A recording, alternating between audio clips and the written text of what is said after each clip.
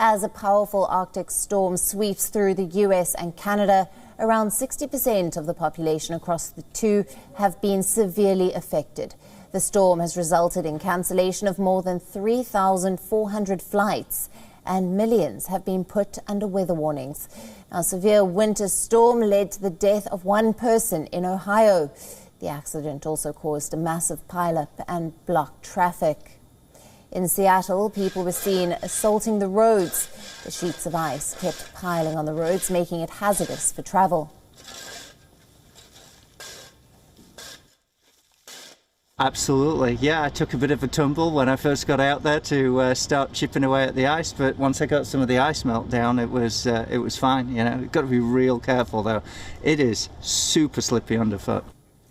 Thousands of flights were cancelled, disrupting holiday travelling for many. Many were left flustered as they hoped to join their families during Christmas.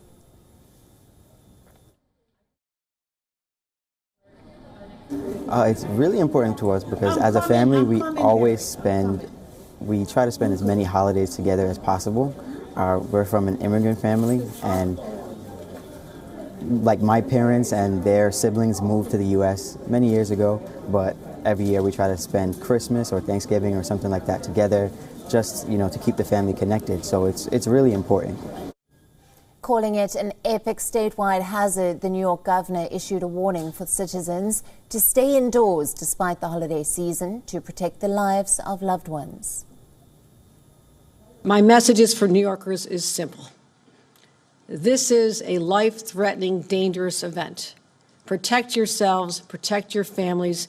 Do not travel until the roads are reopened, that you know it's safe. And I know it's hard for families. Many of us have delayed the opportunity to see family members. It is an important time of gathering, especially after being separated during the COVID Christmases and Hanukkahs where people were separated. So I know there's a strong desire to be with loved ones at this time. But the lives of your loved ones and yourselves come first. However, some travelers in New Jersey braved the weather conditions to reach the Newark airport to catch flights. Calling themselves the lucky ones, these travelers reached the airport despite the weather warning, just so they can spend Christmas together with their families. It's hard to change my plans. I mean, if Joe Biden is saying, change your plans. I mean, at least for us, because it's an international flight and I don't see my family that often. So it's kind of hard to, if the flight's still going, I would like to get on the flight.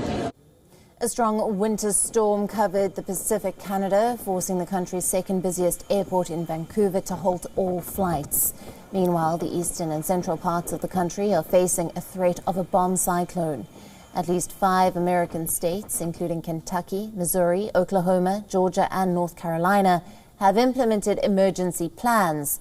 Others are likely to follow. The alerts in the country stretch from coast to coast and reach as far as south as the U.S.-Mexico border and the Sunshine State of Florida.